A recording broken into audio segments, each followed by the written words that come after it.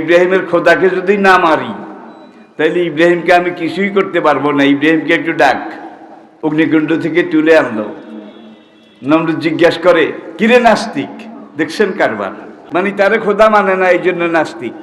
40 দিন আগুন এইভাবে জ্বললো, তুই জ্বললি না, তোর একটা পশমও জ্বললো না, তোরে কে বাঁচাইছে?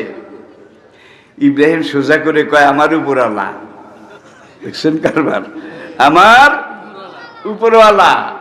নমরুদ আরো রাগ হইল, আনা রাব্বুকুমুল আলা, আই এম ইওর খোদা দি গ্রেট। আমার উপরে আবার কোন উপরওয়ালা তোর? হ্যাঁ, সে আমার উপরওয়ালাই করে, আমার উপরওয়ালা যা ইচ্ছা তা করে। তিনি কাউকে মারেন, কাউকে জীবিত রাখেন। ফেরাউন 2টা লোক জেলখানা থেকে ডাকলো, একজনরে এক কবে শেষ, কয় দেখ আমি মারি, আরেকজনরে কয় তুই বেকসুর খালাস। আমি মারতেও পারি, খালাসও দিতে পারি, তোর খোদা যা পারে আমিও তা পারি।